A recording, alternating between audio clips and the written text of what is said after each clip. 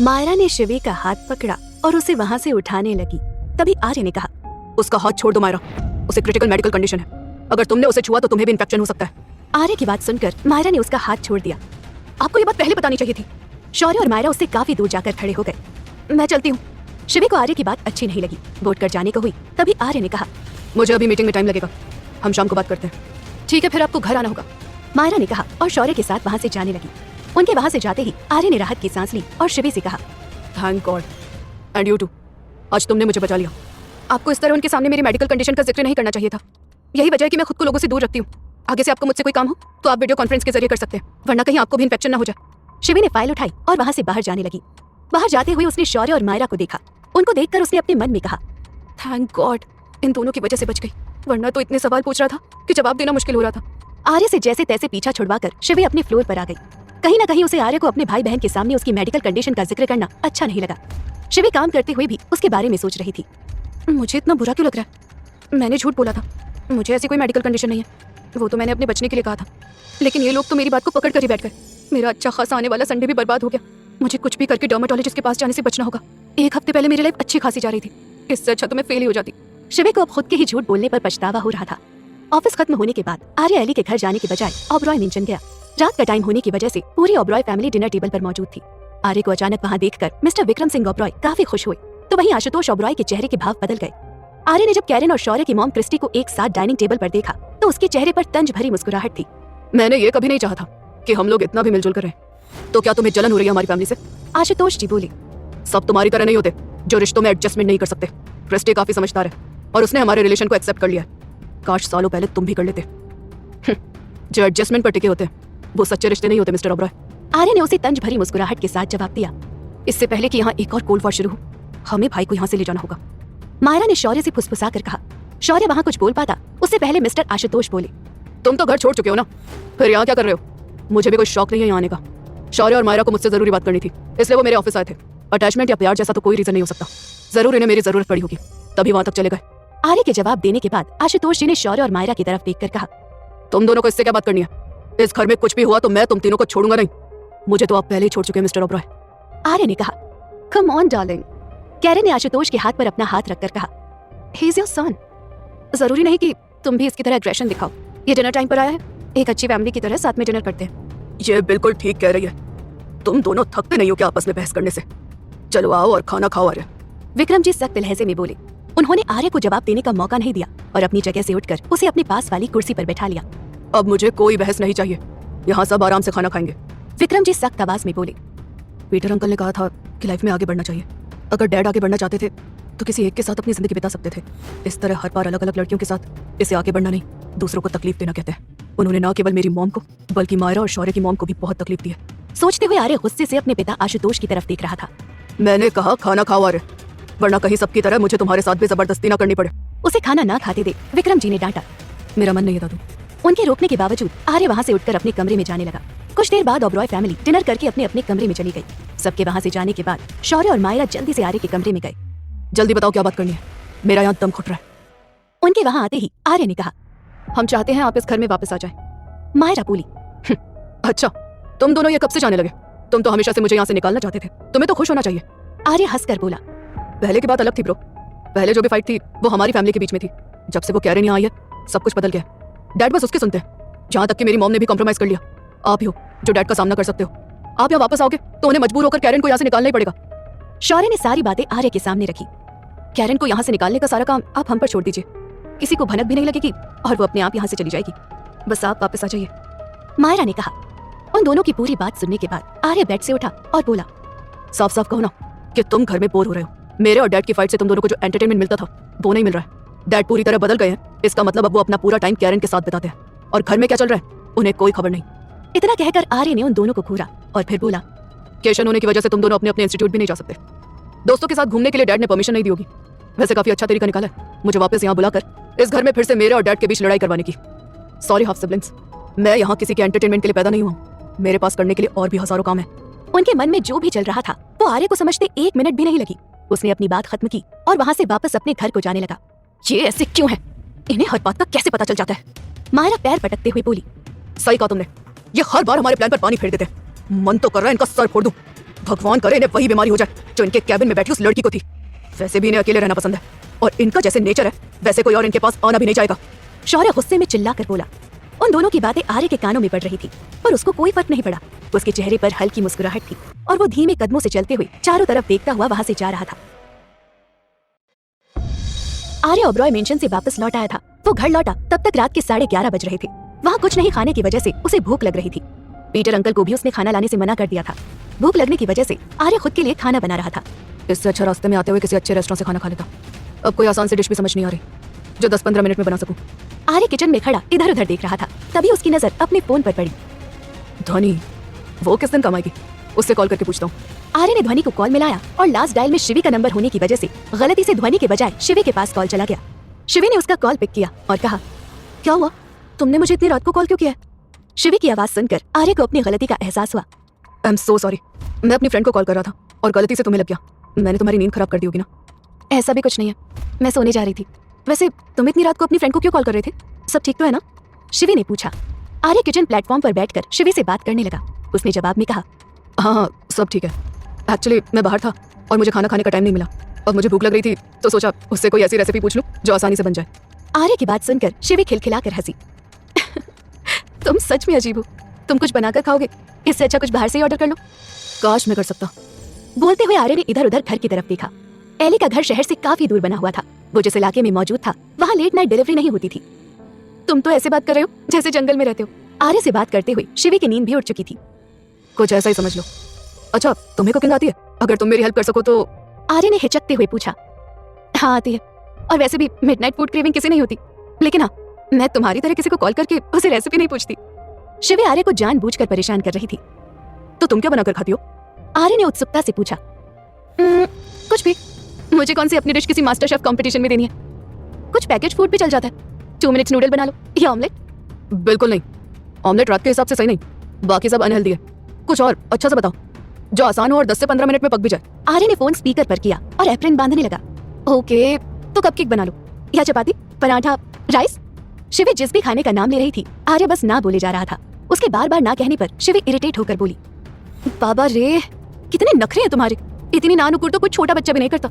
शिवी की बात सुनकर आर्य हल्का सा हंसा और बोला, ऐसा समझ लो मैं एक छोटा बच्चा हूँ जैसे इस वक्त कुछ अच्छा खाने का मन कर रहा है। अब मेरी हेल्प करो।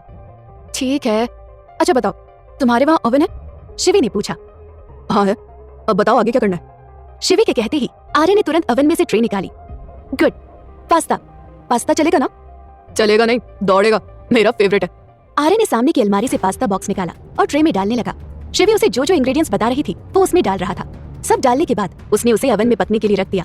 सब हो गया, अब बताओ क्या करना है? अब अपने आसपास देखो, वहाँ तुम्हें कोई चेयर दिखाई दे रही होगी। उस पर 10 मिनट के लिए रिलैक्स करो। 10 मिनट बाद तुम्हारा मील रेडी है। शिवी ने मुस्कुरा कर कहा। Thank you so much. माना लाइफ में सब कुछ अनप्रेडिक्टेबल होता है, पर इतना वियर्ड होगा ये कभी नहीं सोचा था। नेवर थॉट कि मैं आधी रात को तुम्हें कॉल करके रेसिपी पूछूंगा। हाँ, मैंने भी नहीं। मैंने कभी नहीं सोचा था मैं तुम्हारी हेल्प करूंगी। सच कहूँ तो इंडियाना में जो भी हुआ उसके बाद से मैं तुमसे छुपती फिर रही थी। शिवी ने बताया। आर्य बोला, तुम्हें ऐसा करने की कोई जरूरत नहीं है। अच्छा, तो तुम क्या मुझे ढूंढ नहीं रहे थे? शिवी ने हंसकर पूछा। आर्य सिंह ओबरॉय, जहाँ तक मैं जानती हूँ तुमने मुझे पार्टी में बुलाया ताकि तुम मेरा हारा हुआ चेहरा देखना चाहते थे। यानी तुम्हें सब कुछ पता था और तुम जानबूझकर मुझसे छुपा रही थी? जी बिल्कुल।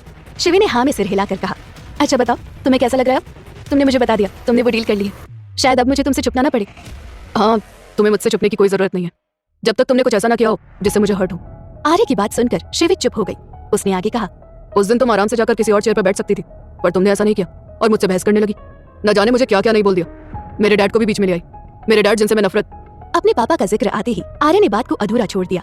वो बातों बातों में शिवी को अपने और उनके रिश्ते के बारे में बता चुका था। उसने खुद को जल्दी से सामान्य किया और कहा, मेरा पास्ता बन गया, मैं तुमसे कल बात करता हूँ। आर्य कॉल डिस्कनेक्ट करता उससे पहले शिवी जल्दी से बोली, प्लीज फोन मत कट करना। तुम ऐसे मोमेंट पर फोन कट कर रहे हो जिसके बाद चाहकर भी हम दोनों वापस नहीं मिल पाएंगे। पिछली बार मुझे एम्बैरेसमेंट हो रहा था, इस बार तुम्हें होगा। शिवी की बात सुनकर आर्य रुक गया। उसे खुद को कॉल ना कट करने पर हैरानी हो रही थी। समझ नहीं आ रहा, मैं तुमसे दोबारा क्यों मिलना चाहता हूँ? मैं ये कॉल कट नहीं कर सकता। बिल्कुल। शिवी उसको नॉर्मल करने की कोशिश कर रही थी। चलो अपना पास्ता बाहर निकालो वरना वो जल जाएगा। जरूरी नहीं होता सबकी लाइफ हैप्पी हो और सब अपने मॉम डैड से प्यार करें। हाँ, हम नफरत नहीं कर सकते, पर कुछ रीजन ऐसे होते हैं जिनकी वजह से रिश्ते बिगड़ जाते हैं। शिवी आर्य को समझाने की कोशिश कर रही थी। साथ ही उसकी आंखों के सामने उसकी माँ का चेहरा घूम रहा था, जिनके साथ कुछ वक्त से उसका रिश्ता पूरी तरह बिगड़ गया था। आर्य ने उसकी बात मान ली। वो चुपचाप खाना खा रहा था तो वही शिवी उसे अपनी तरफ से समझा रही थी। आर्य बस हाँ या ना में ही जवाब दे रहा था। तुम्हें पता है, मैं ज्यादा लोगों से अपनी बातें शेयर नहीं करती, फैमिली लाइफ तो बिल्कुल भी नहीं, पर मेरी लाइफ में भी कुछ ऐसा हुआ जिसकी वजह से मेरे और मेरी मॉम के बीच की बॉन्डिंग अच्छी नहीं है। और तुम्हारे डैड? आर्य ने पूछा। वो अब हमारे साथ नहीं है। मैं उनसे बहुत प्यार करती थी, अब भी करती हूँ, पर वो अब हमारे साथ नहीं रहते। मम्मा अपनी लाइफ में आगे बढ़ गई हैं और मैं नहीं बढ़ पा रही हूँ, मैं वहीं अटकी हुई हूँ। कुछ ऐसी ही हालत मेरी है। मैं जब 8 साल का था तब मेरी मॉम की डेथ हो गई थी। तुम्हारी मॉम की तरह मेरे डैड भी आगे बढ़ गए और उन्होंने किसी और से शादी कर ली। मैं उस टाइम इतना मैच्योर नहीं था कि उनके डिसीजन को समझ पाता, लेकिन अब तो मैं बड़ा हो गया हूँ। अब वो जो भी कर रहे हैं मुझे सब समझ आता है, पर वो क्यों कर रहे हैं मुझे इसका रीज़न नहीं समझ आता। वो क्यों हम सबको तकलीफ देना चाहते हैं। आज से पहले आर्य ने मुश्किल से ही किसी से इतना खुलकर बात की होगी। उसके दिल में क्या था वो ध्वनि को भी नहीं पता था। आर्य अपनी माँ के बारे में बात करते हुए बहुत उदास हो रहा था। ये देख शिवी ने कहा, देखो तुम दुखी मत हो, हम दोनों की लाइफ एक जैसी है। तुम्हें खुद पर प्राउड फील करना चाहिए। तुम्हारी मॉम यहाँ होती तो उन्हें भी तुम पर प्राउड होता। तुमने अपने दम पर इतनी बड़ी कंपनी खड़ी की है, अपना नाम बनाया, उन सब से बाहर निकलो और आगे बढ़ो। आर्य को काफी राहत महसूस हो रही थी। तो फिर डैड और मेरी फैमिली वो कहीं ना कहीं आज भी मेरी लाइफ को इफेक्ट करते हैं। हाँ, मेरी मम्मा भी पूरा इंटरफेयर करती है, यहाँ तक कि उन्होंने तो मुझे शादी करवाने तक की धमकी दी थी। बट यू नो व्हाट, मुझे कोई फर्क नहीं पड़ता। शिवी किसी से नहीं डरती और वो अपनी लाइफ अपने हिसाब से जिएगी, चाहे कुछ भी हो जाए। शिवी ने सख्त आवाज में कहा, तुम भी यही करो। ऐसे तो बड़ा एटीट्यूड दिखाते रहते हो। इस बार तुम्हारे घर वाले मिले तो उन्हें भी अपना यही एटीट्यूड दिखाना। जैसे मुझे पैसों का घमंड दिखाया था वैसे उन्हें भी दिखाना। शिवी की बात सुनकर आर्य हंसने लगा। अच्छा, मैंने तो अपने दम पर बहुत कुछ किया है, क्या तुमने भी कुछ ऐसा किया है जिस पर उन्हें प्राउड होना चाहिए? I mean, जरूरी नहीं कि तुम कुछ करो, लेकिन कुछ तो करती होगी ना। तुमने मुझे बताया था तुम जॉब करती हो। आर्य की बात सुनकर शिवी की आंखें बड़ी हो गई। एक पल के लिए वो भूल गई थी कि वो अब उसका बॉस है। उसे अपने बारे में ज्यादा डिटेल्स देना भविष्य में उसके लिए ही खतरा बन सकता था। मैं कुछ नहीं करती। I mean, मैं उस दिन इंटरव्यू देने के लिए गई थी पर मेरा सिलेक्शन नहीं हुआ। शिवी ने हड़बड़ा कर कहा। अच्छा मुझे बताओ कौन सी कंपनी है? तुम कहो तो मैं बात करके देखूं। अरे नहीं नहीं, बिल्कुल भी नहीं। मैं भी तुम्हारी तरह अपने दम पर कुछ करूंगी। अच्छा मैं तुमसे कल बात करती हूँ, मुझे बहुत नींद आ रही है। वैसे भी मैंने काफी देर तक तुमसे बात कर ली, हम तो अब तक एक दूसरे के दोस्त भी नहीं। आर्य आगे कुछ कह पाता उससे पहले शिवी ने सोने का बहाना बनाकर कॉल कट कर दिया। शिवी आर्य को भूलकर सोने की कोशिश कर रही थी। कहीं ना कहीं उसने उसके दिल में जगह बना ही ली थी। वहीं उससे अचानक कॉल कट करने पर आर्य हैरान था। ये लड़की ना बिल्कुल पागल है। मैंने इसे सोने का कहा तब मेरी हेल्प करने को तैयार थी, और अब जब मैं इससे बात करना चाहता था तो कॉल कट कर दिया। वैसे कुछ भी हो, इसकी बातें और वाइब काफी पॉजिटिव है, ये मुझे बहुत हेल्प कर सकती है। तो आज से तुम मेरी थेरेपिस्ट हुई मिस शिवी वॉटसन। खाना खाने के बाद आर्य सोने चला गया। इतने दिनों के बाद वो काफी आराम से सो पा रहा था, जहाँ पुरानी बातें और यादें उसे परेशान नहीं कर रही थी। अगले दिन शिवी और आर्य दोनों ही ऑफिस पहुंचे। इत्तेफाक से दोनों ही एक ही लिफ्ट में थे। शिवी ने खुद को पूरी तरह कवर कर रखा था। शिवी ने सोचा, आई होप तुम अपने पास्ट और प्रॉब्लम से आगे बढ़ सको और एक नॉर्मल लाइफ बिता सको। अब समझ आया कि तुम इतना एटीट्यूड में क्यों रहते हो। तुम अच्छे हो पर तुम्हारे आसपास के लोग अच्छे नहीं, जिसका असर तुम पर हो रहा है। क्यों ना सुबह सुबह अपनी थेरेपिस्ट से बात कर लीजिए, शायद उससे बात करने के बाद ऑफिस का दिन अच्छा बीते। आर्य के मन में भी शिवी की बातें चल रही थी। उसके बारे में सोचकर आर्य ने अपना मोबाइल निकाला और उसे कॉल करने लगा। आर्य के कॉल करने पर लिफ्ट में उसके पास खड़ी शिवी का मोबाइल बजा तो वो हैरानी से उसकी तरफ देख रहा था। शिवी ऑफिस के लिफ्ट में आर्य के साथ मौजूद थी। आर्य के कॉल करने पर उसका मोबाइल बजा। उसका मोबाइल रिंग होने पर आर्य ने उसकी तरफ देखा। आपका फोन बज रहा है मिस सैयद, मैं भी किसी को कॉल करने की कोशिश कर रहा हूँ और इसकी वजह से मुझे डिस्टर्बेंस हो रहा है, प्लीज कॉल पिक कर लीजिए। आर्य ने कहा। मैं ये कॉल पिक नहीं करना चाहती। शिवी ने हड़बड़ा कर जवाब दिया। हो सकता है कोई जरूरी कॉल हो, एटलीस्ट चेक तो कर लीजिए। आर्य की बात सुनकर शिवी सोच में पड़ गई। कहीं इसे पता तो नहीं चल गया कि मैं ही शिवी हूँ। अगर मैंने इसके सामने फोन निकाला और इसने अपना गिफ्ट किया हुआ मोबाइल पहचान लिया तो क्या होगा। कहाँ खो गई आप बिना देखे कैसे डिसाइड कर सकती है कि किसका कॉल है? आर्य ने शिवी की तरफ घूर कर देखा। उसका इस तरह खुद को कवर करके आना उसे काफी अजीब लगता था। शिवी की किस्मत अच्छी थी कि लिफ्ट आर्य के फ्लोर पर आकर रुक गई। आपका फ्लोर आ गया सर, उसने कहा। आर्य ने हाँ में सिर हिलाया और अपने कैबिन की तरफ बढ़ने लगा। अगर ये लड़की टैलेंटेड नहीं होती तो मैं अभी इसे काम से निकाल देता। पूरा ऑफिस इसके बारे में बातें करता है कि ये खुद को इतना कवर करके क्यों आती है। मुझे इसकी मेडिकल हिस्ट्री देखकर ही इसे यहाँ जॉब देनी चाहिए थी। आर्य के मन में शिव नंदिनी की इमेज कुछ खास अच्छी नहीं थी। वो उसके काम से इम्प्रेस था, लेकिन साथ ही उसका बिहेवियर उसकी समझ से परे था। वही आर्य के लिफ्ट से जाते ही शिवी ने राहत की सांस ली। एक तो ऐसे ही मास्क के पीछे से ठीक से सांस नहीं आती, ऊपर से जब देखो ही सामने आ जाता है। इसे देखकर मेरी सांसें ऐसे ही अटक जाती हैं। मुझे ध्वनि मैम से बात करनी होगी। मैं कब तक इसके सामने चुप कर रहूंगी? अगर ऐसा ही रहा तो एक दिन दम घुटने की वजह से मेरी यहाँ मौत हो जाएगी। लिफ्ट में किसी और के ना होने की वजह से शिवी ने मास्क उतार दिया। शिवी अपने वर्किंग डिपार्टमेंट में पहुंची। उसका दिन हमेशा की तरह नॉर्मल था। जहां उसे कंपनी के फ्यूचर प्रोजेक्ट का ड्राफ्ट बनाना होता था, अपनी अजीब मेडिकल कंडीशन बताने की वजह से वो अपनी टीम मेंबर्स से थोड़ा दूर बैठती थी। ओबरॉय मेंशन के बाहर एक बड़ा सा हॉल बनाया गया था। वो अंदर से दिखने में किसी रेस्टोरेंट की तरह था, जहां मिस्टर आशुतोष ओबरॉय लंच या डिनर के साथ अपनी बिजनेस मीटिंग्स किया करते थे। लंच टाइम में वो वहां कैरन के साथ मौजूद थे। उनके सामने नील के पापा मिस्टर जिम वॉटसन और शिवी की मां नंदिनी बैठी थी। हमेशा की तरह हम एक बिजनेस मीटिंग के लिए मिल रहे हैं, पर तुमसे मिलकर हमेशा अच्छा लगता है जिम। आशुतोष ओबरॉय हंसकर बोले। I must say your wife is very beautiful. उसकी बात सुनकर नंदिनी मुस्कुरा दी। आशुतोष आगे बोले। हम सबने सोचा था तुम दोनों एक ग्रैंड वेडिंग करोगे और रिसेप्शन पार्टी भी काफी शानदार रहेगी। फिर ऐसे सिंपल तरीके से शादी करने का क्या मतलब हुआ? पार्टी तक नहीं दी। बाकियों का छोड़ो, मुझे तो बुला लेते, मैं तो तुम्हारा फ्रेंड हूँ। बस ऐसे ही मुझे और नंदिनी को मिले ज्यादा टाइम नहीं हुआ था। अचानक शादी करने की वजह से हम दोनों के बच्चे इसे एक्सेप्ट नहीं कर पा रहे थे, इसलिए सोचा सब कुछ सिंपल तरीके से कर लें। जिम ने जवाब दिया। बच्चों का क्या है, वो बड़े हो गए, हम कब तक उनके बारे में सोचते रहेंगे? मेरा बेटा आर्य तो कभी भी मेरी किसी भी शादी से खुश नहीं होता, लेकिन फिर भी हर बार मैंने ग्रैंड वेडिंग की और इस बार भी कैरन के साथ एक बड़ी सी पार्टी करके हर एक फंक्शन को अच्छे से सेलिब्रेट करने वाला हूँ। बोलते हुए आशुतोष ने कैरन का हाथ पकड़कर उस पर किस किया। Family is very important. Sometimes हमें अपनी हैप्पीनेस के लिए अकेले ही रहना पड़ता है। मेरी भी फैमिली हम दोनों की शादी से खुश नहीं है, but still I will never leave him. Karen ने टूटी फूटी हिंदी में जवाब दिया। हाँ, हम हमेशा अपने बच्चों के बारे में सोचते हैं, उनकी खुशी का सोचते हैं, पर पता नहीं क्यों वो बड़े होने पर हमें छोड़ देते हैं। नील ने तो फिर भी मुझे एक्सेप्ट कर लिया, पर मेरी बेटी अभी भी जिम को अपना डैड नहीं मानती। नंदिनी ने मायूसी से कहा। नंदिनी शिवी के बारे में बात करते हुए मायूस हो गई थी। उसे लग रहा था शिवी वॉटसन को कभी एक्सेप्ट नहीं करेगी। यह देख जिम ने उसका मूड सही करने के लिए कहा। फिर भी शिवी मेरी बहुत रिस्पेक्ट करती है। हाँ, बेवजह सैड हो रही है नंदिनी जी। आशुतोष ने जवाब दिया। पहले का टाइम और था, उस टाइम माँ बाप और बच्चे एक दूसरे के लिए जीते थे। अब अगर हम अपने बच्चों को कहें कि वो हमारे हिसाब से रहे या शादी करें, तो क्या वो हमारी सुनेंगे? बिल्कुल नहीं। तो फिर हम उनकी क्यों सुने? शिवी एक अच्छी लड़की है, नंदिनी ने उसे बहुत प्यार से भी पाला है। वो थोड़ा टाइम ले रही है, पर धीरे धीरे एक्सेप्ट कर लेगी। जिम ने मुस्कुरा कर कहा। वो हमेशा से ही शिवी को पसंद करता था। तुम बहुत पॉजिटिव हो, तुम्हें मेरे बेटे से मिलना चाहिए ताकि वो तुमसे कुछ सीख सके। आशुतोष ने हंसकर कहा। मुझे नहीं लगता उसे मुझसे मिलने की जरूरत है। मैं उसे बिजनेस पार्टीज में मिल चुका हूँ। तुम्हारी उससे नहीं बनती होगी, पर वो बहुत टैलेंटेड है। बहुत कम समय में उसने सक्सेस हासिल की है, कोई मुश्किल से ही ऐसा कर पाता है। जिम ने कहा। He is handsome too. Karen ने वाइन का ग्लास पकड़कर कहा। उन सबका आर्य की तारीफ करना आशुतोष को पसंद नहीं आया। उसने तो सक्सेस हासिल कर ली, पर मैं उसकी वजह से रिटायरमेंट नहीं ले सकता। शौर्य अभी छोटा है, उसके बड़े होने तक सब कुछ मुझे ही संभालना होगा। लोगों की नजरों में वो लायक बेटा होगा, लेकिन मेरी नजरों में बिल्कुल नहीं। ना उसने मेरे बिजनेस को संभाला और ना ही कभी मेरी और मेरी फीलिंग्स की रिस्पेक्ट की। आशुतोष के चेहरे के भाव सख्त थे। उसकी बात सुनकर जिम और नंदिनी ने एक दूसरे की तरफ देखा। नंदिनी ने मामले को संभालते हुए कहा। आइडिया थोड़ा पुराना है, पर आप चाहो तो उसकी शादी करवा सकते हो। पुराने जमाने में यही किया जाता था। जब लड़का माँ बाप या घर वालों की नहीं सुनता था, उनके हिसाब से नहीं चलता था, तो उनकी शादी करवा दी जाती थी ताकि वो उनकी वाइफ के जरिए उसे कंट्रोल कर सके। पर यह सरासर गलत है। सबको अपनी लाइफ जीने का हक है, आप उन्हें शादी करवा कर बांध नहीं सकते। अरेंज मैरिज से तो बिल्कुल भी नहीं। जिम ने नंदिनी की बात का विरोध किया। मैं मिसेस नंदिनी की बात से सहमत हूँ। मेरी और आर्य की मॉम की भी अरेंज मैरिज हुई थी। वो एक आइडियल लाइफ पार्टनर थी। आशुतोष ने नंदिनी का पक्ष लिया। उनके मुंह से पहली बार अपनी पत्नी बंधन का जिक्र हुआ था। बंधन के जाने के बाद से सब कुछ बिखर सा गया। मैं खुद को संभालने के चक्कर में आर्य को भूल गया और अब ये हाल है। आप मेरी बात से एग्री करते हैं तो आप भी अपने बेटे की शादी अपनी पसंद की लड़की से करा सकते हैं। नंदिनी बोली। उसकी बात सुनकर आशुतोष जोर से हंसा। आप जानती नहीं है नंदिनी, मेरा बेटा मेरी पसंद का खाना तक नहीं खाता और आप मेरी पसंद की लड़की से शादी करने की बात कर रही हैं। वो मुझे पसंद नहीं करता, यहाँ तक कि अब तो वो हमारे साथ तक नहीं रहता। उसे थोड़ा टाइम दो, सब ठीक हो जाएगा। जिम ने कहा। लंच करने के बाद जिम और नंदिनी वहां से चले गए। नंदिनी जिम के साथ गाड़ी में थी और उसके लैपटॉप में आर्य का प्रोफाइल खुला हुआ था। वो उसे काफी गौर से देख रही थी। तुमने आर्य का प्रोफाइल क्यों खोल रखा है नंदिनी? डोंट टेल मी अब तुम उसके लिए कोई अच्छा रिश्ता लेकर आने वाली हो। वैसे भी आज शादी को लेकर कुछ ज्यादा डिस्कशन हो गया। जिम ने मजाकिया लहजे में कहा। कुछ ऐसा ही समझ लो। लड़का देखने में अच्छा है और सक्सेसफुल भी। देखा जाए तो इसमें वो सभी क्वालिटीज हैं जो एक माँ अपनी बेटी के होने वाले पति में देखती है। नंदिनी ने मुस्कुरा कर जवाब दिया। उसकी बात सुनकर जिम के चेहरे पर हैरानी के भाव थे।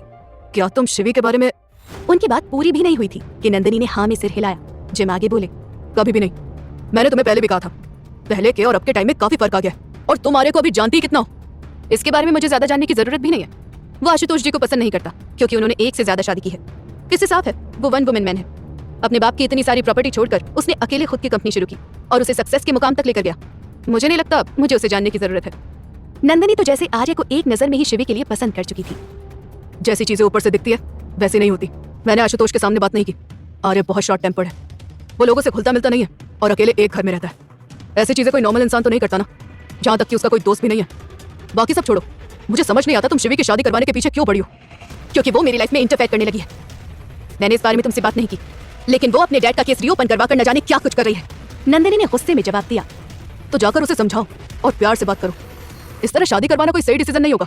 अगर तुम ये करोगी तो वो तुमसे नफरत करने लगेगी, जैसे आर्य अपने डैड से करता है। हम उसकी शादी करेंगे, वो भी किसी अच्छे लड़के से, जब वो तैयार होगी। वो जो भी होगा, लेकिन आर्य सिंह ओबरॉय बिल्कुल नहीं होगा। इस बार जिम ने सख्ती से जवाब दिया। नंदिनी ने उसकी बात पर हाँ में सिर हिलाया। फिलहाल के लिए उसने इस टॉपिक को ज्यादा खींचना जरूरी नहीं समझा। लेकिन वो अपनी तरफ से आर्य और शिवी को साथ लाने के बारे में सोच रही थी। ऑफिस में एक व्यस्त दिन बिताने के बाद शिवी अपने घर पहुंची। बार बार खुद को आर्य के सामने आने से रोकना और डिपार्टमेंट से बाहर निकलने पर खुद को कवर करके रखना, इन सबसे वो कुछ ही दिनों में काफी थक चुकी थी। शिवी बाथरूम में अपना मुंह धोकर मेकअप रिमूव कर रही थी। न जाने कौन सा स्यापा पाल लिया। ऐसे लग रहा है ऑफिस में एक दिन नहीं 1 साल बिता कर आ रही हूँ। मैं पहली लड़की होंगी जिसे लंदन की सर्दी में भी गर्मी महसूस होती है। शिवी के चेहरे पर थकान साफ नजर आ रही थी। वो चेंज करके बाहर आई, तभी उसके पास जिया का कॉल आया। कहाँ गायब रहती है तू? एक प्लेसमेंट क्या मिल गई? तेरे तो दिन ही बदल गए।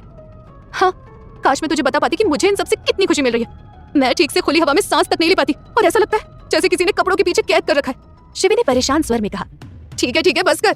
तेरे दिल का हाल तेरी आवाज साफ बता रही है। चल इन सबको छोड़ो, मैंने और ईशान ने कुछ प्लान किया है। हम 2 घंटे में तुझे लेने के लिए आ रहे हैं और हाँ, तब तक तैयार रहना, कुछ अच्छा पहनकर। जिया ने ऑर्डर दिया। शिवी ने पूछा, लेकिन हम जा कर रहे हैं? ऐसे समझ ले तुझे खुली हवा में सांस दिलवाने के लिए ले जा रहे हैं। जिया ने हंसकर जवाब दिया। उसने उसके जवाब का इंतजार किए बिना ही कॉल कट कर दिया। मेरी पूरी बात भी नहीं सुनी और आने का फरमान सुना दिया। मुझे कहीं नहीं जाना, बस सुकून से अपने कमरे में रहना है। पर क्या करूं, जाना ही पड़ेगा। शिवी बुझे मन से वापस अपने कमरे में गई और जिया के साथ जाने के लिए तैयार होने लगी।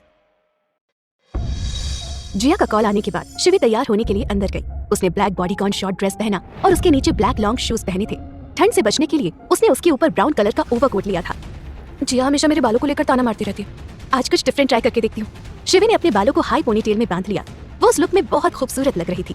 शिवी ने अपना बैग उठाया और जाने के लिए बाहर आई ही थी कि उसके पास आर्य का कॉल आया। ये बार बार मुझे क्यों कॉल करता रहता है? कहीं से फिर से मुझसे कोई रेसिपी तो नहीं पूछनी? शिवी ने सोचा और फिर कॉल पिक किया। कहाँ थी तुम पूरे दिन? मैंने तुम्हें 2 बार कॉल किया था और तुमने कोई रिस्पॉन्स नहीं दिया। उसके फोन उठाते ही आर्य शिकायतें करने लग गया, जैसे वो उसे हमेशा से जानता हो। ऑफिस में बिजी थी यार। अचानक शिवी के मुंह से निकला, तुमने बताया नहीं तुम्हारी जॉब लग गई? पिछली बार तो तुमसे बात की थी तब तुम किसी इंटरव्यू के बारे में बात कर रही थी। सिलेक्शन हो गया क्या? आर्य ने पूछा। हाँ हो गया, पर मैं अभी तुमसे बात नहीं कर सकती। बाकी की डिटेल्स बाद में शेयर करूंगी। अभी मुझे कहीं जाना है और मैं लेट हो रही हूँ। शिवी ने उसको टालने के लिए कहा। वो कॉल कट करने को ही थी, तभी आर्य जल्दी से बोला, अच्छा ठीक है, पर ये तो बता दो कहाँ जा रही हो? क्यों, तुम्हें भी मेरे साथ आना है क्या? शिवी ने हंसकर कहा। वैसे आ भी सकता हूँ क्योंकि मैं इस टाइम फ्री हूँ। कहो तो तुम्हें पिक करने आ जाऊँ। आर्य गाड़ी में था और अपने घर को जा रहा था। अरे नहीं, उसकी जरूरत नहीं है। मेरे साथ मेरे फ्रेंड्स हैं। जिया ने तुम्हें देखा तो वो पागल ही हो जाएगी। तुम नहीं जानते पर उसे तुम पर क्रश है। शिवी की बात सुनकर आर्य हौले से मुस्कुराया। हाँ मैं उससे मिला था और ये उसके देखने के तरीके से ही समझ आ जाता है। शिवी आर्य से बात कर रही थी, तभी उसके फोन पर जिया का फिर से कॉल आया। जिया कॉल कर रही है, मैं तुमसे बाद में बात करती हूँ। शिवी ने आर्य को बाय कहा और जिया का कॉल पिक किया। अब तो बता दो हम कहाँ जा रहे हैं? यहाँ एक म्यूजिक कॉन्सर्ट हो रहा है। वहाँ कुछ इंडियन सिंगर्स भी आए हुए हैं। लुसियाना हॉल में उनका कॉन्सर्ट हो रहा है। अब अगर महारानी सा तैयार हो गई है तो हम उसे लेने आ जाए। जिया ने पूछा। हाँ मैं तैयार हूँ, तुम लोग आ सकते हो। कहकर शिवी ने कॉल कट कर दिया। उसने आर्य को मैसेज करके कॉन्सर्ट के बारे में बताया। मैसेज करने के बाद शिवी ने खुद से कहा, मैंने इससे मैसेज करके क्यों बताया? मुझे इससे दूर रहना है और मैं खुद ही इसे अपने पास बुलाने लगी। आई विश कि वो वहाँ ना आए। खुद से बातें करते हुए शिवी अपार्टमेंट के बाहर आई। कुछ देर बाद ईशान और जिया भी वहाँ पहुंच चुके थे। वो उनके साथ कॉन्सर्ट के लिए निकल गई। वहीं शिवी का मैसेज देखने के बाद आर्य ने अपने ड्राइवर से कहा, तुम ऐसा करो कैब लेकर घर चले जाओ, मैं ड्राइव कर लूंगा। बड़े सर ने मना किया है, उन्होंने मुझे ड्यूटी दी है, मैं आपको ड्राइव करने नहीं दे सकता। ड्राइवर ने जवाब दिया। बड़े सर से उसका मतलब विक्रम सिंह ओबरॉय से था। तुम उन्हें बोल देना कि तुमने मुझे ड्रॉप कर दिया, मुझे कहीं और जाना है। आपकी तबीयत ठीक है ना? आपने ड्रिंक तो नहीं कर रखी या आप किसी क्लब में जा रहे हैं? आर्य को ड्राइव करने देने से पहले ड्राइवर ने कुछ जरूरी सवाल पूछे। ये सब करने के लिए उसे विक्रम जी ने ही कहा था। एली के जाने के बाद से ही वो उसकी सेफ्टी को लेकर कुछ ज्यादा ही सचेत हो गए थे। उसके सवालों को सुनकर आर्य इरिटेट हो गया। दादू को बोल देना मैं हार्ड ड्रिंक नहीं करता हूँ। मैं बच्चा नहीं रहा जब वो हर पल मेरी निगरानी करेंगे। अब चुपचाप गाड़ी की चाबी दो और जाओ यहाँ से। आर्य ने हल्के गुस्से में कहा। ड्राइवर गाड़ी से बाहर आ गया और वहां से टैक्सी लेकर चला गया। आर्य ड्राइविंग सीट पर था। इसके बारे में भी दादू से बात करनी होगी, लेकिन फिलहाल मुझे भी उस कॉन्सर्ट में जाना है। आर्य ने खुद से कहा और ध्वनि को कॉल मिलाया। तुम्हारे पास एग्जैक्टली 40 मिनट है, जल्दी तैयार हो जाओ, हम म्यूजिक कॉन्सर्ट के लिए निकल रहे हैं। पर तुम ऐसी जगह पर कब से जाने लगे? ध्वनि ने हैरानी से पूछा। ये तो मुझे भी नहीं पता मैं क्यों जा रहा हूँ, पर मुझे जाना है। अब जल्दी तैयार हो जाओ, मैं तुम्हें लेने के लिए आ रहा हूँ। कहकर आर्य ने कॉल कट कर दिया और अपनी गाड़ी ध्वनि के घर की तरफ बढ़ा दी। वो काफी फास्ट ड्राइव कर रहा था। उधर ध्वनि उसके इस बर्ताव को देखकर हैरान थी। सबसे पहली बात तो ये कि इसे गाड़ी किसने दी? खुद गाड़ी चला रहा है, मतलब गुस्से में। ये अजीब हरकतें क्यों कर रहा है? मुझे टेंशन हो रही है, कहीं इसका किसी से झगड़ा तो नहीं हुआ। जो भी हो, मैं इसे इस हालत में अकेले नहीं छोड़ सकती। मेरा बिल्कुल मन नहीं है, पर फिर भी मुझे इसके साथ जाना ही होगा। ध्वनि तैयार होने चली गई। कुछ ही देर बाद आर्य वहां पहुंच गया। वो दोनों म्यूजिक कॉन्सर्ट में जाने के लिए निकल गए। रास्ते में ध्वनि ने बहुत बार उसका वहां जाने का कारण पूछा, लेकिन आर्य ने उसे कुछ नहीं बताया। ध्वनि और आर्य लंदन के लुसियाना हॉल के अंदर थे। इस जगह पर इस तरह के म्यूजिक कॉन्सर्ट होते रहते थे। वहाँ कोई इंडियन पॉप स्टार अपनी परफॉर्मेंस दे रहा था। रॉक म्यूजिक होने की वजह से शोर बाहर तक आ रहा था। अंदर की तरफ जाते हुए ध्वनि ने कहा, मुझे सच में यकीन नहीं हो रहा, तो मुझे इस तरह की जगह पर लेकर आया। तुझे तो शांति पसंद है, फिर इस शोर में तू कैसे रह सकता है? पागल થઈ गयो। ज्यादा सवाल मत पूछो और चुपचाप अंदर चलो। और हाँ, हमें वहां जाकर एक लंबे वेवी हेयर वाली इंडियन लड़की को ढूंढना है। लगभग तुम्हारी जितनी हाइट की होगी, दिखने में भी खूबसूरत है। हो ना, उसने अपना वो पिंक स्वेटर भी पहना होगा। आर्य ध्वनि को शिवी के बारे में बता रहा था। उसने जिन भी फीचर्स को बताया था वो शिवी से मिलती थी। उसकी बात सुनकर ध्वनि के कदम वहीं रुक गए। उसने आर्य का हाथ पकड़कर उसे रोकते हुए कहा, कहीं तुम उस लड़की की बात तो नहीं कर रहे जिसकी वजह से तुमने इंडियाना रेस्टोरेंट खरीदा था? आर्य बोला, हाँ, उसी की बात कर रहा हूँ। हमें यहाँ उसी को ढूंढना है। डिस्गस्टिंग आर्य, तुम उसका पीछा करते हुए यहाँ तक आ गए, वो भी सिर्फ ये बताने के लिए कि तुमने उस दिन उसको हरा दिया था। तुझे नहीं पता मैं बहुत इंपॉर्टेंट काम कर रही थी और तेरी वजह से मुझे सब छोड़कर यहाँ आना पड़ा।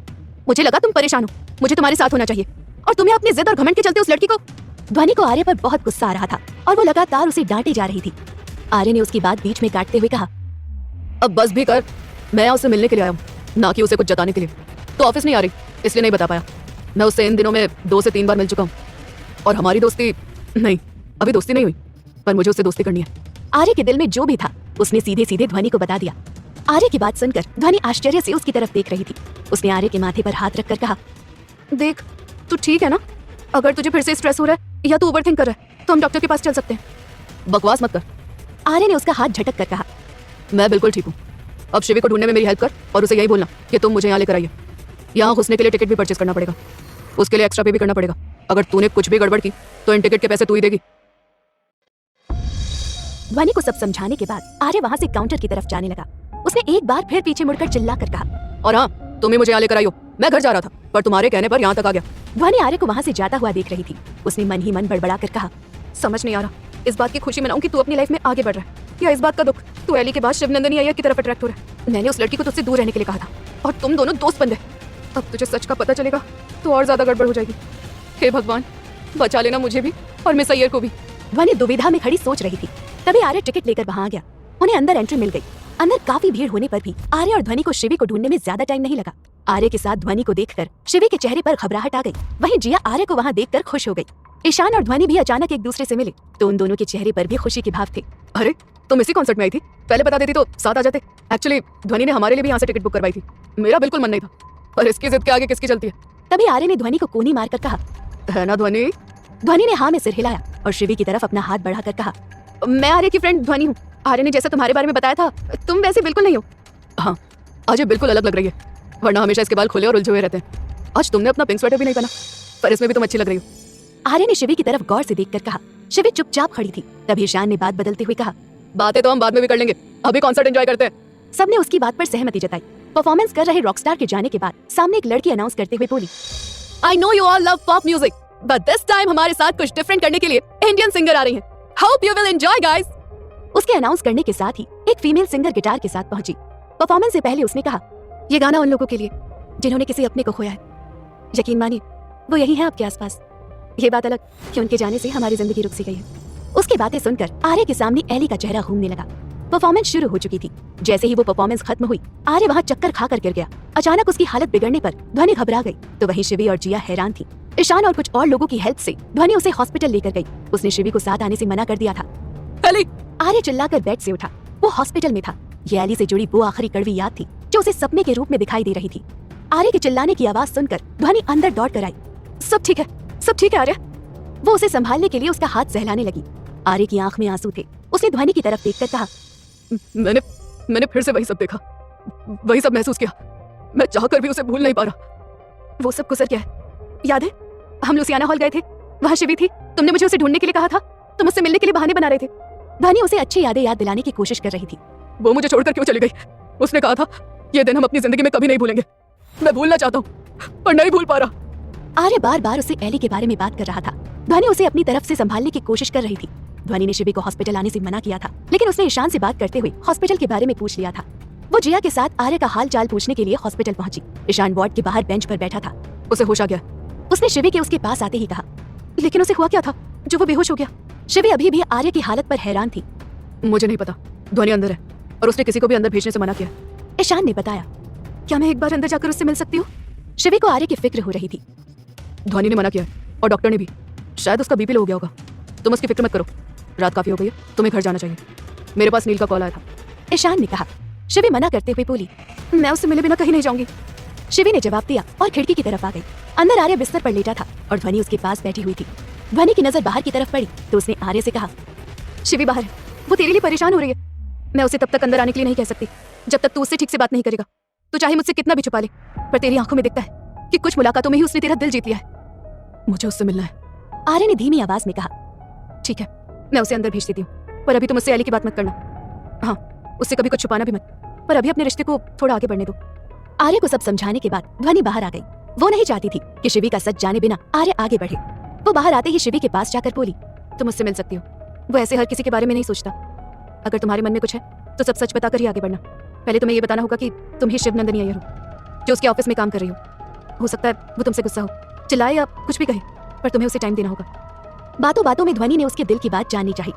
आप गलत समझ रही हैं ध्वनि मैम, मेरे दिल में ऐसा कुछ नहीं है। जब मुझे चोट लगी थी तो वो मेरे साथ था, मेरे सामने उसकी तबीयत खराब हुई थी, मैं बस इसलिए उससे मिलने आई। शिवी ने अपने दिल में आर्य के लिए कोई भी फीलिंग होने की बात से साफ इनकार कर दिया। उसके अंदर जाने के बाद ईशान ध्वनि के पास आया और धीमी आवाज में कहा, शायद तुम और आर्य दोनों ही शिवी को गलत समझ रहे हो। तो वो इतनी रात को यहाँ क्या कर रही है? ध्वनि ने गुस्से में पूछा। शिवी के इनकार करने पर उसे बुरा लग रहा था। वो नहीं चाहती थी आर्य का दिल फिर से दुखे।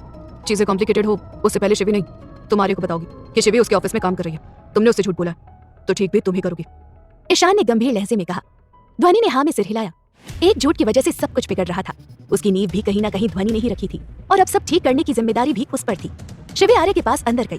आर्य के चेहरे पर गहरे उदासी के भाव थे। वो उसके पास लगी कुर्सी पर बैठ गई। काफी देर तक दोनों के बीच एक अजीब चुप्पी छाई रही। तुम तो बहुत डेलिकेट निकले। क्या अमीर लोग इतने नाजुक होते हैं? शिवी ने उसका मूड ठीक करने के लिए कहा। वो जानती थी आर्य का मुंह खुलवाने के लिए उसे क्या कहना था। मैं नाजुक नहीं हूँ, आर्य ने सख्त आवाज में कहा। हाँ बस रहने दो। भीड़ देखकर बेहोश होने वाले लड़के। उस दिन मेरी छोटी सी चोट पर हल्का सा खून क्या आया, तुम तो बुरी तरह घबरा गए। अब तो मुझे पक्का यकीन हो गया तुम्हारे घर वालों ने तुम्हें बहुत लाड प्यार से पाला होगा। पता है हमारे इंडिया में ऐसे बच्चों को क्या कहते हैं? राजा बेटा। ये सुनकर आर्य एकदम से शिवी को देखने लगा। शिवी की बात सुनकर आर्य ने मुंह बनाकर कहा, तुम मेरा हालचाल लेने आई हो या मुझे और बीमार करने? किसी बीमार और परेशान इंसान से मिलने जाते हैं तब ऐसी बातें कौन करता है? तुम और परेशान? मिस्टर, तुम खुद कभी परेशान नहीं होते, बल्कि अपने आसपास के लोगों को अपनी उंगलियों पर नचाते रहते हो। कभी अपनी जिद के चलते होटल खरीद लेते हो तो कभी ऑफिस में। शिवी बोलते हुए रुक गई। इससे पहले कि तुम्हारे सवाल जवाब शुरू, तुम्हें बता दूं, ध्वनि मैम ने बताया कि तुम ऑफिस में भी सबको परेशान करते रहते हो।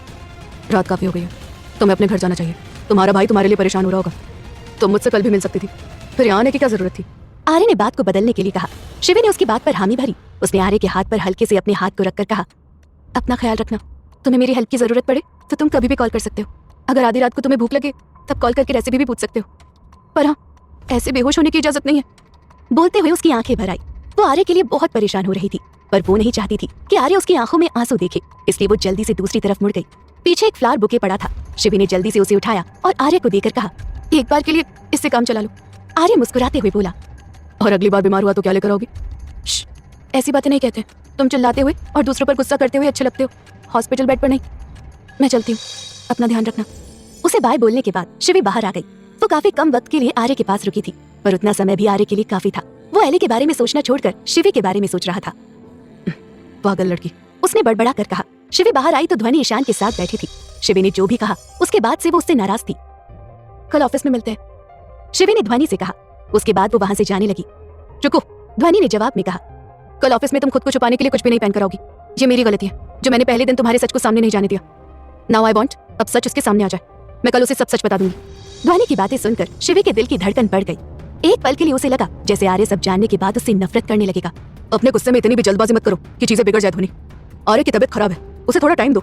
रिकवर होने पर सब सच बता देना। ईशान ने उसे डांट कर कहा। क्या आप दोनों एक दूसरे को जानते हो? जिया ने पूछा। उन दोनों को इस तरह घुल मिलकर बातें करता देख जिया और ध्वनि हैरान थी। हम एक दूसरे को डेट कर रहे हैं, बाकी बातें हम बाद में करेंगे। शिवी, तुम यहाँ से जाओ, और हाँ, जैसे तुम हमेशा ऑफिस जाती हो वैसे ही कल जाओगी। ईशान ने शिवी और जिया को वहां से भेज दिया। शिवी दिल ही दिल में आर्य को लेकर कुछ ज्यादा ही परेशान थी। इस परेशानी की वजह वो भी नहीं समझ पा रही थी, पर उसने जिया को अपने घर भेज दिया। शिवी आर्य से मिलने के बाद हॉस्पिटल से निकल चुकी थी। जिया अपने घर को चली गई थी, जबकि शिवी अभी तक घर जाने के बजाय लंदन की सड़कों पर पागलों की तरह फिर रही थी। काफी देर चलने के बाद वो लंदन ब्रिज पर थी। जब वो चलते हुए थक गई तो ब्रिज के किनारे बैठ गई। कुछ दिनों में कितना कुछ बदल गया। जब भी तुमसे मिलती हूँ तुम्हारा एक नया ही रूप देखने को मिलता था। वो इंडियाना में तुम्हारा एक सीट के लिए लड़ना, तो कभी मेरी छोटी चोट को देखकर भी परेशान हो जाना, आधी रात को बच्चों की तरह अच्छा खाने की जिद करना और मुझसे मिलने के बहाने बनाना। पता नहीं सच जाने के बाद तुम्हारा क्या रिएक्शन होगा, पर मुझसे नफरत मत करना। मैं तुम्हें एक धोखे में नहीं रखना चाहती थी और ना ही कोई झूठ बोलना चाहती थी। सब कुछ अचानक हो गया और बस होता चला गया, जैसे हमारी मुलाकात और अब तुम्हारे लिए मेरे दिल में सॉफ्ट कॉर्नर होना। शिवी घुटनों में अपना चेहरा छुपाकर बैठ अपने दिल की बात खुद से ही कर रही थी। उसकी आंखों के सामने बार बार आर्य का मुस्कुराता हुआ चेहरा आ रहा था। उसकी आंखें आंसुओं से भीगी हुई थी। तभी उसके फोन की रिंग बजी। आर्य का कॉल था। शिवी ने कॉल पिक करके कहा, अभी 1 घंटे पहले ही हम मिले थे। तुम्हारा क्या उस हॉस्पिटल बेड पर मन नहीं लग रहा जो मुझे कॉल कर लिया? उसकी बात सुनकर आर्य हल्के से हंसा और कहा, तुम घर पहुंच गई हो ना? बीमार तुम हो और परवाह मेरी कर रहे हो। मैं बिल्कुल ठीक हूँ आर्य, मैं तुमसे कल बात करती हूँ। उसकी आवाज सुनकर शिवी के उदास चेहरे पर मुस्कुराहट आ गई। कॉल कट मत करना, ध्वनि भी सो गई है और मैं बोर हो रहा हूँ। तुमने मुझे कहा था मैं तुम्हें कभी भी कॉल कर सकता हूँ। हाँ कहा था, लेकिन ये भी नहीं बोला था कि तुम मेरे जाने के 1 घंटे बाद ही कॉल कर लो। तुम्हें रेस्ट की जरूरत है। शिवी को डर था कि उसने ज्यादा देर तक बात की तो वो रो देगी। देखो अब तुम मुझसे पीछा छुड़ा रही हो, ऐसा नहीं चलने वाला। आर्य को एली की याद सता रही थी। उसकी यादों से भागने का एकमात्र तरीका था शिवी से बात करना। वो नहीं चाहता था शिवी कॉल कट करे। आई रियली नीड यू, उसने इमोशनल होकर कहा। मैं वापस हॉस्पिटल आ रही हूँ। नहीं तुम ऐसा नहीं करोगी, बाहर बहुत ठंड है, तुम आराम से अपने रूम में बैठकर बात कर सकती हो। आर्य ने उसे रोकना चाहा, लेकिन शिवी ने तब तक अपने लिए कैब बुक कर ली थी। क्या तुम अब तक बाहर हो? आर्य ने आसपास की बातें सुनी तो हैरानी से पूछा। हाँ, मेरा घर जाने का मन नहीं कर रहा था तो मैं बाहर ही थी। देखो अब ज्यादा सवाल मत करना, मैं आ रही हूँ मतलब आ रही हूँ। तुम्हारा ऑफिस होता है, कल अगर लेट पहुंची या तबीयत खराब हो गई तो तुम्हारा बॉस तुम्हें कुछ नहीं कहेगा क्या? लगता है तुम्हारा बॉस बहुत अच्छा है, तभी तुम इतना केयरलेस हो रही हो। आर्य ने पूछा। उसकी बात का जवाब देते हुए शिवी ने हंसकर कहा, बिल्कुल भी नहीं, उसे लेट आने वाले लोग बिल्कुल पसंद नहीं है। ऑफिस में सब कुछ उसके हिसाब से होना चाहिए। अगर थोड़ा भी इधर उधर होता है तो चिल्लाने लगता है, पर हाँ दिल का बहुत अच्छा है, अपने एम्प्लॉयज की बहुत केयर करता है। शिवी इनडायरेक्टली आर्य की तारीफ कर रही थी। अरे सिर्फ केयर करने से क्या होता है, उसे थोड़ी फ्रीडम भी देनी चाहिए। क्या हो गया जो 2-4 मिनट के लिए कोई इंसान लेट हो भी क्या? शिवी ने उसकी बात का कोई जवाब नहीं दिया। उसके चेहरे पर बस हल्की मुस्कुराहट थी। आर्य से बातें करते हुए कब हॉस्पिटल तक का सफर पूरा हो गया उसे एहसास तक नहीं हुआ। वो कैब से निकलकर उसके वार्ड की तरफ बढ़ी। ध्वनि ने वहाँ अपने लिए प्राइवेट रूम बुक करवाया था, वो उसी में थी। शिवी आते ही आर्य के वार्ड में चली गई। तुम तो सच में आ गई, आर्य ने मुस्कुरा कर कहा। देख लो मुझे तुम्हारी कितनी परवाह कि मैं अपनी खड़ूस बॉस की डांट तक सुनने को तैयार हूँ। तुम मुझसे मेरी बात करवा देना, फिर उसके बाद डांटना तो दूर, वो तुमसे तेज आवाज में बात तक नहीं करेगा। शिवी ने हाँ में सिर हिलाया। पूरी रात दोनों ने बातें करते हुए बिता दी। सुबह जब ध्वनि आर्य के वार्ड में आई तो आर्य सो रहा था। वहीं शिवी उसके पास उसके बेड पर सिर रखकर कुर्सी पर लेटी थी। शिवी का हाथ आर्य के हाथ के ऊपर था। शिवी और आर्य को एक दूसरे के साथ देखकर ध्वनि ने मन ही मन कहा, देखो तो ये लड़की कहती है कि इसके दिल में इस लड़के के लिए फीलिंग्स नहीं है। दोनों के दोनों ही पागल हैं। लगता है मुझे ही लव एंजल बनके इन दोनों को मिलाना होगा, वरना ये दोनों कभी अपने दिल की बात एक दूसरे को नहीं बताएंगे। ध्वनि उनके पास आई। उसने अपने मोबाइल में तेज साउंड प्ले किया और वहाँ रख दिया। उसकी आवाज सुनकर आर्य और शिवी की नींद टूटी। ध्वनि को वहाँ देखकर शिवी हड़बड़ाकर खड़ी हो गई। ध्वनि उन दोनों को घूर कर देख रही थी। तुम यहाँ क्या कर रही हो? मैंने रात को तुम्हें यहाँ से जाने के लिए कहा था ना? ध्वनि ने थोड़ा सख्त लहजे में पूछा। तुम उसे क्यों डांट रही हो? और तुम कब से इतना स्ट्रिक्टली बात करने लगी? खुद तो आराम से प्राइवेट रूम में जाकर सो गई और मुझे यहाँ अकेला छोड़ दिया।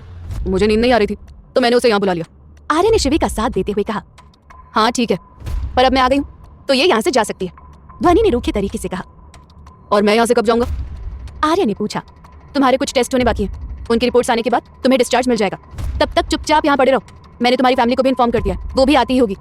और उन्हें बताने की क्या जरूरत थी, मैं ठीक हूँ। आर्य ने मुंह बनाकर कहा। आप दोनों बातें कीजिए, मैं चलती हूँ। शिवी ने थकी आवाज में कहा। बाहर घूमने की वजह से उसका गला बैठ गया था और साथ ही वो काफी थकी हुई भी थी। हाँ ठीक है, जाने से पहले कोल्ड की मेडिसिन ले लेना, ध्वनि ने कहा और शिवी को बाय बोल दिया। वहाँ जाने से पहले शिवी ने हाथ उठाकर आर्य को बाय बोला और वहाँ से चली गई। उसके वहाँ से जाते ही आर्य ने सख्त लहजे में कहा। शिवी के सामने मैं ज्यादा कुछ बोल नहीं सकता था, पर तुम्हें मेरी फैमिली को इन्फॉर्म नहीं करना चाहिए था। तुम अच्छे से जानती हो वो लोग कैसे हैं, उन्हें मेरी परवाह नहीं है, फिर क्यों बेवजह उन्हें यहाँ बुलाकर उनका टाइम वेस्ट कर रही हो? इसके लिए भी वो 2 बातें मुझे ही सुनाएंगे। तो ऐसे चिढ़ क्यों रहा है? मैंने सिर्फ दादू को कॉल किया। ध्वनि ने जवाब दिया। सर विक्रम जी के वहाँ आने की बात सुनकर आर्य शांत हो गया। लगभग आधे घंटे के बाद विक्रम जी वहाँ पहुंचे। वो अकेले नहीं थे, उनके साथ रमनदीप जी, शौर्य और मायरा भी थे। हॉस्पिटल में भीड़ इकट्ठी करना अलाउ नहीं है, आर्य ने उन सब की तरफ देखकर कहा। तुम्हें क्या लगता है कि हमें यहाँ आने से कोई रोक सकता है? आशुतोष बाहर से आते हुए बोले। आर्य ने कभी एक्सपेक्ट नहीं किया था कि मिस्टर आशुतोष ओबरॉय उससे मिलने के लिए हॉस्पिटल आएंगे। आर्य की फैमिली आने के बाद ध्वनि वहाँ से चली गई। आर्य उन सबके एक साथ आने की वजह से और परेशान हो गया। ये क्या हालत बना ली है तुमने अपनी? मैंने तुम्हें घर छोड़ने से मना किया था, मेरी देखरेख में रहते थे तो तुम्हें कभी जुकाम भी नहीं हुआ, और अब तुम हॉस्पिटल में एडमिट हो। विक्रम जी उसे देखते ही डांटने लगे। क्या ये अकेला रहता है? रमनदीप को अभी तक आर्य के घर छोड़ने के बारे में पता नहीं था। वो हैरानी से बोली। इसने घर छोड़ दिया और तुमने मुझे बताया तक नहीं? जरूर तुम लोगों ने बेचारे बच्चे को घर छोड़ने के लिए मजबूर किया होगा। ऐसा कुछ नहीं है चाची जी, हम इसे घर छोड़ने के लिए क्यों कहेंगे? मैं तो चाहता हूँ हम पूरी फैमिली एक साथ रहे, यहाँ तक कि आपकी फैमिली भी साथ रहे तो मुझे कोई प्रॉब्लम नहीं है। फिर मैं इसे बाहर जाने के लिए क्यों कहूंगा? आशुतोष ने सफाई दी। और हम तो ब्रो को वापस घर भी लाने के लिए गए थे, लेकिन इन्होंने आने से मना कर दिया। मायरा बोली। शौर्य ने उसकी बात पर हामी सिर हिलाया। तुम दोनों तो अपना मुंह ना ही खोलो तो अच्छा रहेगा। और आशु तुमने इसे जाने के लिए नहीं कहा होगा, पर रोका भी नहीं होगा। इससे कम उम्र की लड़की को अपनी गर्लफ्रेंड बनाकर घर लेकर आओगे तो इसे कितना अजीब लगेगा। कभी सोचा है इस बारे में? तुम तो बेशर्म हो, लेकिन इसके मुंह पर तो शर्म है ना। बेचारा बच्चा अपने से कम उम्र की लड़की को अपने बाप के साथ देखता है तो क्या सोचता होगा? बस हमेशा खुद की शादी के बारे में ही सोचते रहना, कभी इसकी शादी के बारे में सोचा है?